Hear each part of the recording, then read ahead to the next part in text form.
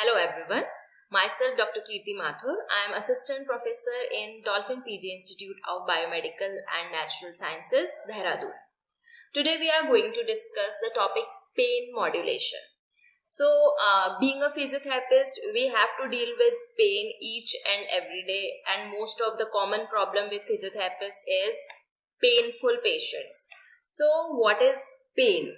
Pain has been classified by the International Association for Studies of Pain as a sensory and emotional experience associated with actual or potential tissue damage or described in terms of such damage.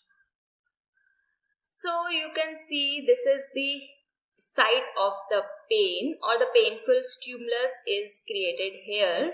And when there is painful stimulus, you can see what are the various substances which are released by the damaged cells. They are bradykinin, cations, free radicals, histamine, prostanoids, purines, serotonin and tachykinins.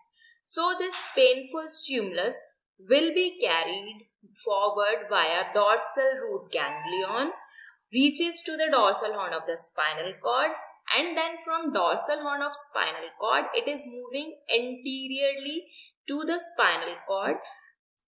From here via spinothalamic tract moving towards brainstem, midbrain, thalamus, and then finally reaches to the cortex. So we should know that how a person feels pain. Pain is received by the various receptors which are present in the body, and those receptors are called as the nociceptors. And these nociceptors, they receive the nociceptive stimulus which is carried to the cord by various types of fibers. They are mainly classified as two fibers. One is the slow conducting non-myelinated C fibers. They are slow conducting because there is no myelin sheath, so there will be no saltatory conduction. While the another one are the fast conducting myelinated A delta fibers. They are myelinated, so there will be presence of saltatory conduction. So stimulus will jump from one node of Ranvier to the another one, and hence its speed is more as compared to C fibers. Both will eventually enter the cord via the posterior route. Then next you can see the general classification of pain. Pain has been classified into two main categories as the acute pain and another one is the chronic pain. So acute pain is the condition where the signs and symptoms of inflammation are very strong and they are perceived by the subject. So pain is very intense. And being physiotherapists, we don't get lots of patients in the acute condition. We usually get the patients in the chronic pain, and it is a condition where inflammation is considerably less and the subject feels mild pain in certain activities. So next we have to know that what is the basic principle behind various electrical modalities by which we are controlling pain, and this we can understand by the pain gate theory. Pain gate theory was given by the scientist Melzek and Wall in the year 1965. So this was explained in a very simple way as that there is a gate which is called as pain gate, and if they say if we keep this gate open, so painful stimulus will enter via this gate and it reaches to the higher centers of the brain, and pain stimulus will be felt by the patient and intensity will be normal. You cannot say that pain intensity will be very high or it will be increased, but it will be normal. जो हमें pen हो रहा है वही pen patient perceive करेगा. But अगर हमने ये गेट क्लोज कर दिया, we have closed this gate, and how we can close this gate? This can be done either by application of the electrical stimulus externally, or we can activate the mechanoreceptors. By using these methods, this pain gate will be closed.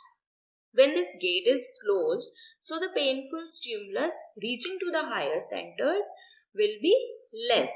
तो ये pen हम control कैसे कर पा रहे हैं? बहुत ही simple तरीके से आप समझ सकते हैं that first is electrical stimulation, various modalities used in the electrotherapy department, and another method is mechanoreceptors. आपने बहुत देखा होगा कि आपको हाथ में दर्द हुआ, you start rubbing like this, or you start pressing like this. So when you are doing this thing, what are you doing? You are activating the mechanoreceptors. When these mechanoreceptors are activating, naturally it is closing this pain gate.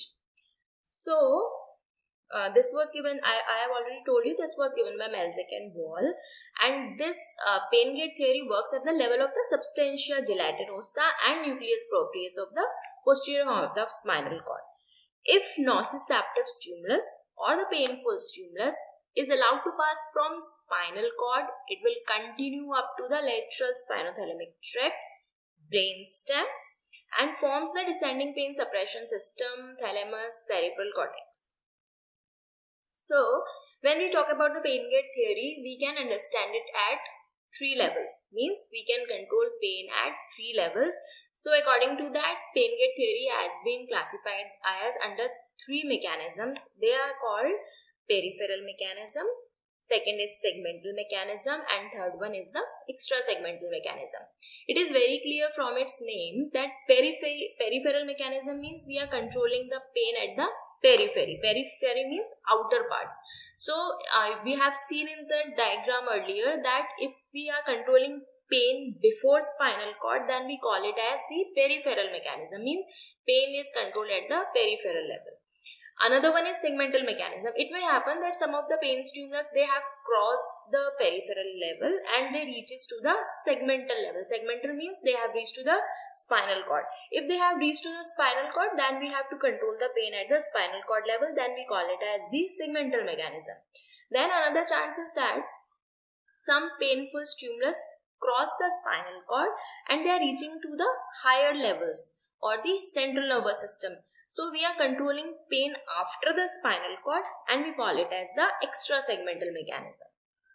Okay, so first talking about peripheral mechanism, what happens in this peripheral mechanism? It acts by antidromic activation.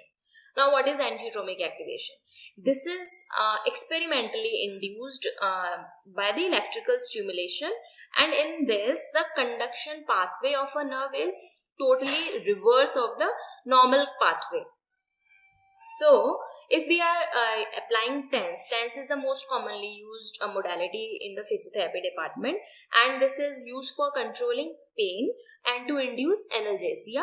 So, when TENS is induced, nerve impulses travel away from the CNS, will collide with and extinguish the afferent impulses arising from tissue damage. इसको हम बहुत simple terms में ऐसे समझ सकते हैं कि हमने TENS लगाया, we applied TENS externally. For example, यहाँ patient को pain है, हमने TENS apply किया. So when TENS is applied, some stimulus is going upwards, and because of that TENS, some TENS induced impulses will move backward. This is the reverse pathway of the sensory nerve. That's why we call it as the antidromic pathway. So this TENS induced impulse will collide with the and it will extinguish the afferent impulses arising from the tissue damage. यहाँ चोट लगी हुई है, यहाँ से एक painful stimulus ऊपर की तरफ जा रहा है, हमने TENS अप्लाई किया, उसकी वजह से एक जो स्टिमुलस है वो CNS से लोअर एंगल पे आ रहा है, तो वो पेरीफेरी पे ही एक दूसरे को कोलाइड करेंगे and pain will extinguish, so pain intensity will be decrease. So we call it as the peripheral mechanism. And this likely occur in the large diameter fibers. Then coming on to the segmental mechanism. Pain तो continuously चल रहा है, patient को feel हो रहा है, तो it is possible that some of the pain stimulus crosses the periphery and it reaches to the spinal cord. When it is reaching to the spinal cord, we have to control it at this segmental level, so we call it as the segmental mechanism. What happens here? There is activation of large diameter fibers which are called the A beta fibers or the pain inhibiting fibers, which inhibits the ongoing activity in the second order nociceptive neurons in the dorsal horn of the spinal cord. And large diameter afferent will inhibit nociception in animals. This is a research, and some fibers have low threshold mechanoreceptors. They pass without synapsing up the posterior column of the spinal cord. And these large diameter A beta fibers, they give up collaterals which impinge on the nociceptive cells. We have already discussed that we have two kinds of pain carrying fibers. They are C fibers and A delta fibers. So A beta fibers are inhibiting the A delta fibers and C fibers. Decreases excitability of the nociceptor cell to pain generated stimuli by presynaptic inhibition. And then last mechanism is extrasegmental mechanism. It is quite possible that some of the pain stimulus has crossed the spinal cord and it starts moving upward to the higher centers. When we control pain after spinal cord, then we call it as the extrasegmental mechanism. So what happens here? It occurs by the activation of structures which forms the descending pain inhibition pathway, and they are periaqueductal gray matter or PEG, rostral ventral medulla and spinal dorsal horn. Here you can see that this is the incoming pain signal which has reached to the spinal cord. From spinal cord it is moving upwards. So when it starts moving upward, there is activation of these structures and pain is controlled at the spinal cord. Then there is activation of A delta pain fibers which may provoke the impulses in the midbrain that then travel back down towards the spinal cord to inhibit the nociceptor at the original level. These fibers in spinothalamic tract, they give off collateral branches to the PAG in midbrain. Descending neurons from this pass through the rostral ventral medulla and hence to the spinal cord, dorsal horn, generating enkephalins in the substantia gelatinosa, which are the natural painkillers. This you can understand with this diagram that pain signals are carried towards the dorsal horn of the spinal cord. From spinal cord it is moving upwards, means it has crossed that segmental level. It is moving towards higher centers. When this pain signal is reaching to the thalamus, there is activation of periaqueductal gray matter and descending pain pathway is activated and pain is inhibited at the spinal cord level. So with this we can understand that pain gate theory is very important and it is very simple to understand. So I hope that you will understand it clearly.